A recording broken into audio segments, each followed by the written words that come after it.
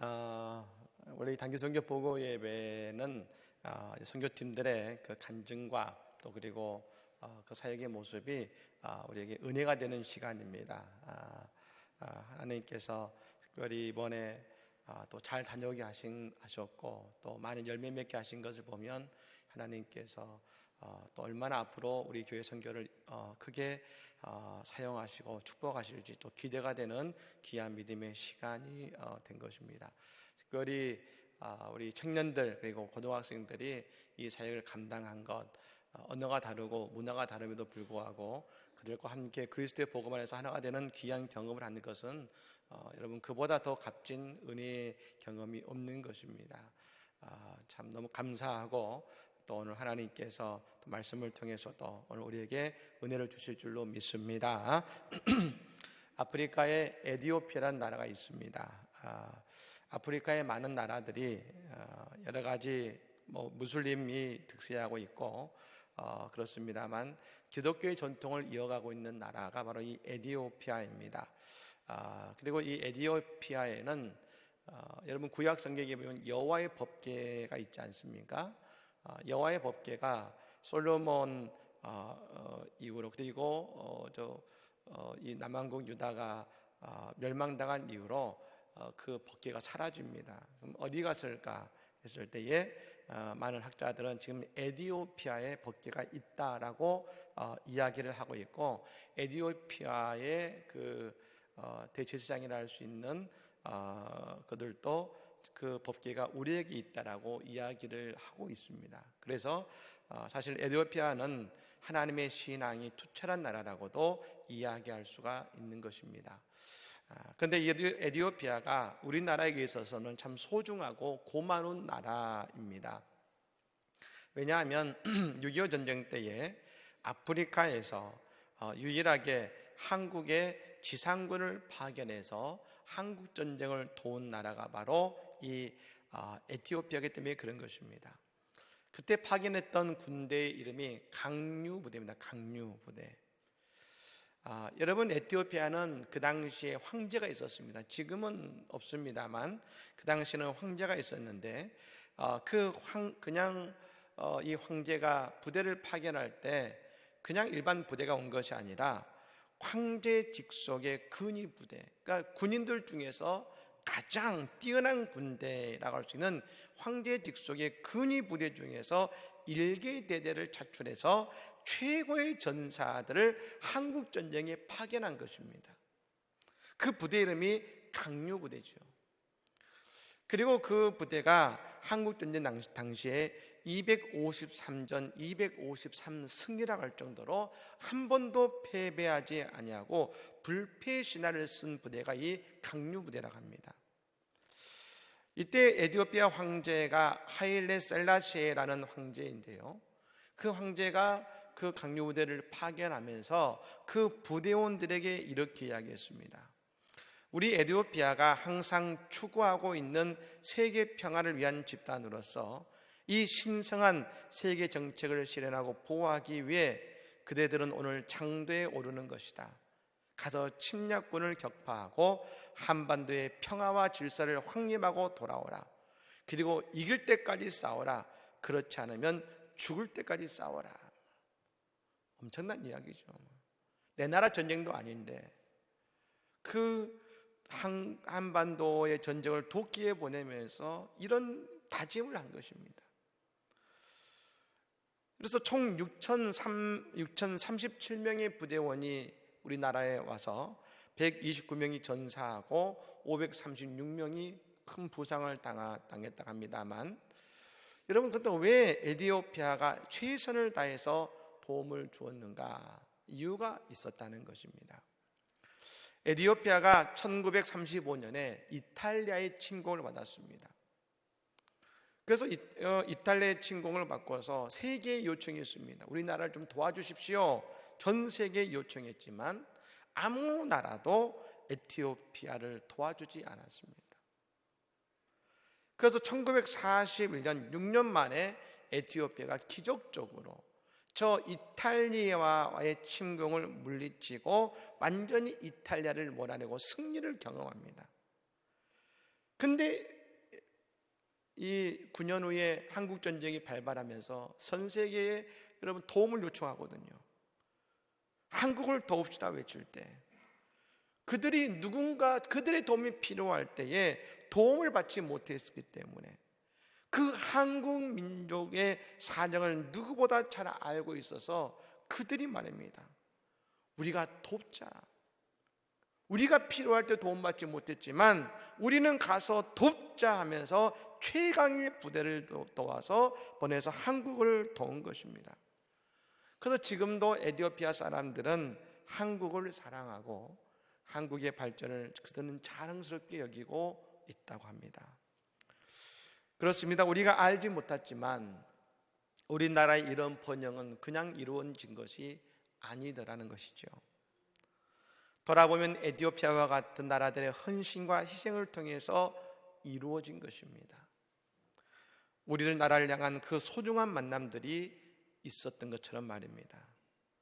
하나의 교회가 세워지고 하나님의 일이 진행되는 가운데는 참 많은 이들의 도움과 사랑의 헌신이 있었기에 가능한 것입니다. 여러분, 그러므로 오늘 우리의 삶에서도 천사와 같은 사랑의 손길이 우리에게 있다는 것을 늘 명심하시기를 바랍니다. 그리고 저는 믿습니다. 이번 우리 선교팀들의 이 헌신과 선교의 수고가 그 필리핀을 사랑하는 하나님의 사랑의 손길이 된 줄로 저는 분명히 믿고 우리는 늘 사랑받고 있는 존재임을 깨닫는 우리 모두가 되기를 간절히 축복합니다. 저는 에티오피아의 이야기를 사실 들으면서 한 가지 생각된 것은 우연은 없다는 것입니다. 우연은 없다. 에티오피아가 한국 전쟁을 최선을 다해 도운 것도 우연은 아니다라는 것이죠. 그들이 당한 아픔이 있었기에 가능하다는 것입니다. 저는 이렇게 말씀을 드릴 수 있습니다. 하나님께서 하시는 일에는 그 어떤 것도 우연은 없습니다. 하나님께서 그 일을 위해서 한 걸음 한 걸음 이끌어 가시는 것입니다. 그리고 우리는 하나님께서 우리에게 그때 맡기신 그 믿음의 역할을 그럼 우리는 감당해야 되는 것입니다. 오늘 본문에 나오는 고린도서에 나오는 교회는 서로 다투는 교회였습니다. 4개의 파로 나뉘어서 싸웠습니다. 아볼로파, 게바파, 바울파, 심지어 예수파까지 그들은 나누어서 싸웠습니다. 그 가운데 바울은 고린도 교회를 세운 사람이고 개척한 사람이고 아볼로는 바울의 뒤를 이어서 그 교회를 목회했던 사람입니다. 즉 고린도 교회는 부흥했고 영적으로 성장한 교회였습니다. 여러분은 왜 다툴까요? 왜 다투기 시작할까요? 교회가 힘이 없으면 다투지 않습니다. 무언가가 있기에 다투는 것이죠. 사람 간의 관계도 말입니다. 가진 것이 없으면 다툴 일이 별로 없습니다. 서로 무언가 가진 것이 많아질 때에 다투기 시작하는 것입니다. 그래서 우리는 고린도 교회가 분열되고 다투는 것을 잘못되고 부족한 모습이라고 말하기 전에 먼저 보아야 되는 중요한 한 가지 사실이 있습니다. 고린도 교회는 부흥한 교회였다는 것입니다. 팔을 4개로 나눌 만큼 성장한 교회가 된 것입니다. 그렇다면 어떻게 그 교회가 성장하게 되었을까요? 그 모든 것은 다 하나님께서 하신 줄로 믿습니다. 하나님이 하신 것이죠. 그런데 어떻게 해요? 바울을 통해서, 아볼로를 통해서 그 사역을 감당하게 하심으로 그렇게 된 것이죠. 바울도 여러분 처음에 교회를 세울 때는 고린도 교회가 그렇게 크게 부흥될지 몰랐을 것입니다. 그런데 그 일을 이어 감당한 사람이 아볼로였습니다. 그래서 여러분 오늘 본문 6절에 바울 사도는 이렇게 이야기합니다. 우리 같이 한번 읽어볼까요? 본문 6절 말씀입니다. 우리 같이 한번 읽겠습니다. 나는 심었고 아볼로는 물을 주었으되 오직 하나님께서 자라나게 하셨나니. 아멘. 바울이 심었고 아볼로가 물을 주어서 줄기가 나고 열매를 맺은 것입니다. 근데 여러분, 본질적으로 그 나무를 자라게 하신 분은 누구십니까? 하나님이신 줄로 믿습니다. 그래서 우리는 먼저 늘 이 역할에 대해서 분명히 인정해야 되는 것이죠. 바울의 은사와 아볼로의 은사는 다른 것이죠. 이번에 필리핀 단기 선교를 다녀왔습니다만 우리 15명의 선교팀이 저 필리핀에 신대교 선교사님을 도와서 그 대학에 다니면서 예수님의 복음을 전하고 하나님의 제자를 세우는 일에 같이 협력했습니다.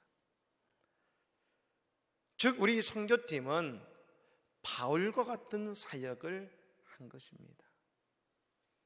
우리는 뿌렸습니다.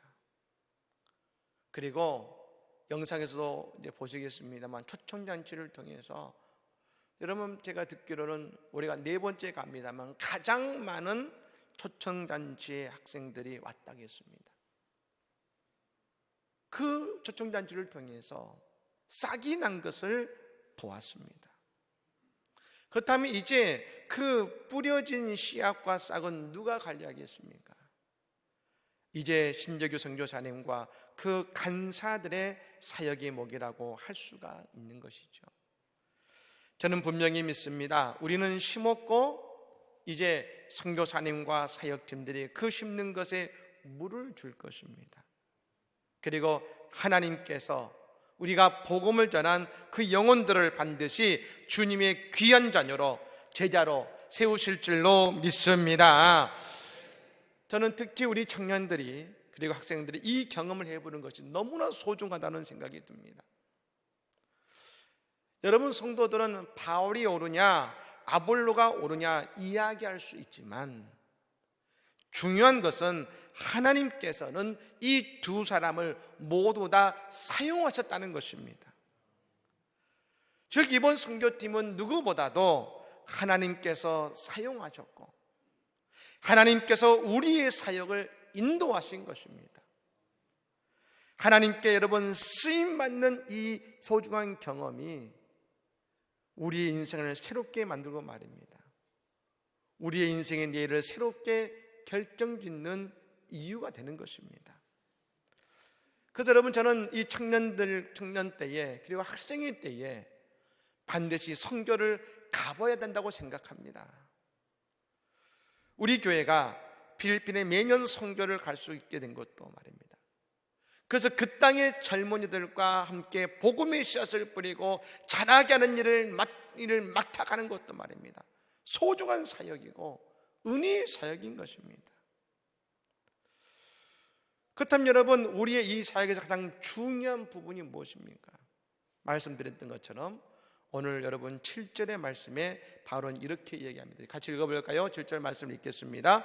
그런즉 심는 이나 물주는 이는 아무것도 아니로되 오직 자라게 하시는 하나님뿐이니라. 아멘. 우리는 여러분 이곳에 강조를 해야 됩니다. 오직 자라게 하시는 이는 하나님뿐이니라. 우리에게 이 선교의 사역을 통해서 우리에게 하나님께서 알게 하시려는 것은 자라게 하시는 분이 하나님이시라는 것을 우리에게 알게 주고자 하시는 것입니다. 선교는 하나님의 일하심을 보고 알게 되는 자리입니다. 특히 청년의 때에 가장 중요한 한 가지가 있다면 그것은 취업을 준비하는 것이 아니라 창조주 하나님을 인정하고 창조주 하나님께서 오늘 나를 위해 정말로 역사하고 계시다는 그 한 가지 사실을 붙드는 것입니다. 그럴 때 하나님께서 그 한 사람을 사용하시는 것입니다. 하나님은 지금도 사람을 부르고 계십니다. 그 부르심에 우리가 응답할 수 있는 것은 그냥 믿습니다 하는 것이 아니라 오늘 나에게 역사하시는 하나님을 우리가 보고 알아야 된다는 것입니다. 오늘 본문에서 바울 사도는 고린도 교회에 말하고 있는 것이 이것입니다. 하나님의 일하심을 보라는 것입니다. 그것이 얼마나 위대한 일인지 보고 깨달으라는 것입니다. 오늘 본문에서 바울 사도는 고린도 교회에게 말하는 것이죠. 고린도 교인들이나 아니 우리들이란 말입니다. 그냥 전도되고 그냥 예수 믿고 교회가 세워지는 것이 아니라는 겁니다. 여러분, 이 당시 고린도 지역은 대패와 향락의 대표적인 곳이었습니다.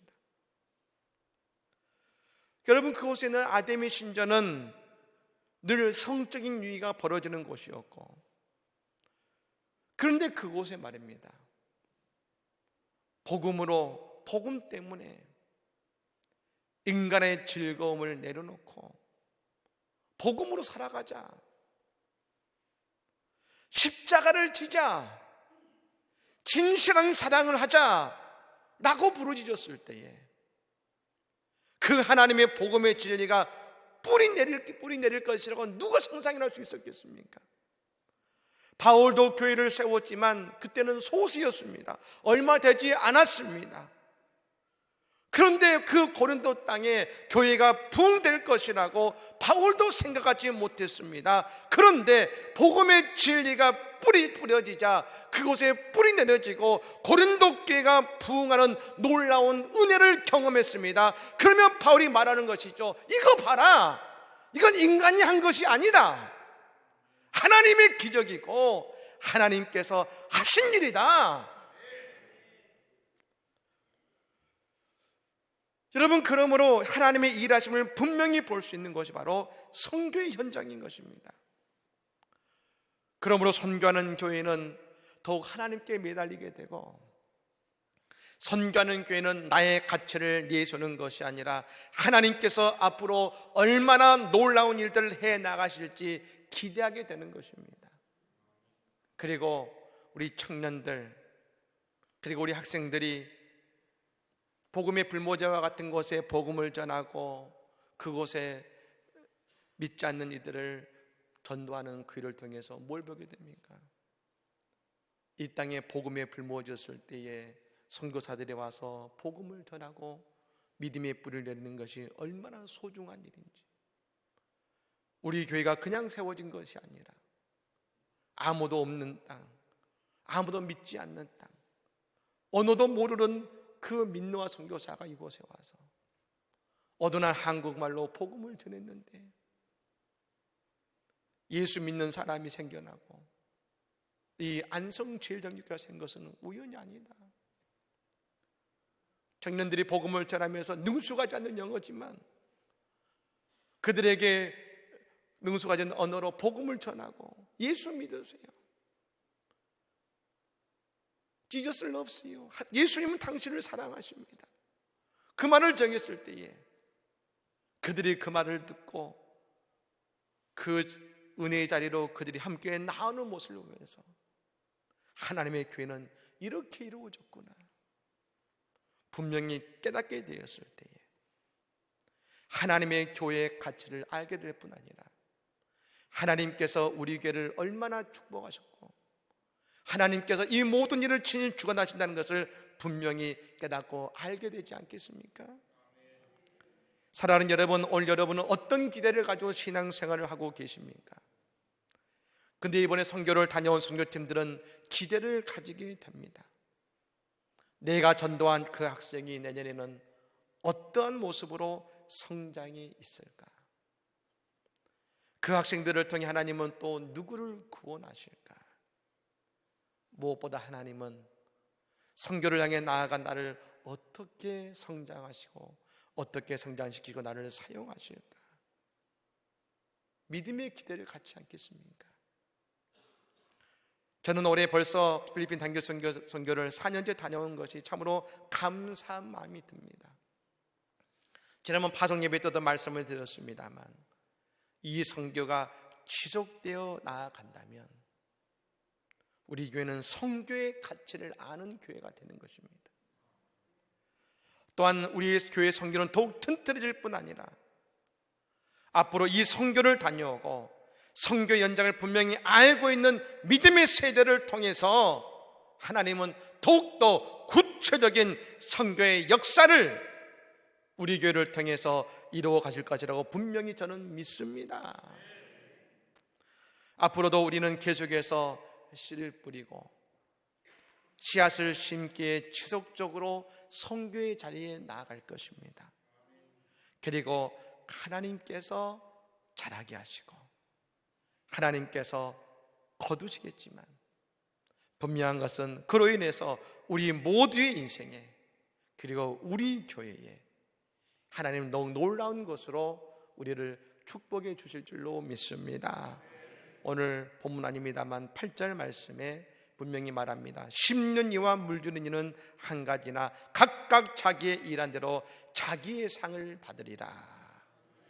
저는 믿습니다. 이번 선교팀 15명의 선교팀들의 주님을 위해 헌신했고 충성이 있기 때문에 우리 주님은 우리 15명의 선교팀 그 한 명 한 명들에게 하늘의 상을 주실 줄로 믿습니다. 그리고 함께 기도하고 협력한 우리 교회에도 하나님 올 한해 놀라운 것으로 축복하시고 하늘의 상을 부어주실 것입니다. 이 은혜가 우리 모두에게 함께하기를 예수님으로 간절히 축복합니다. 아멘. 기도하겠습니다.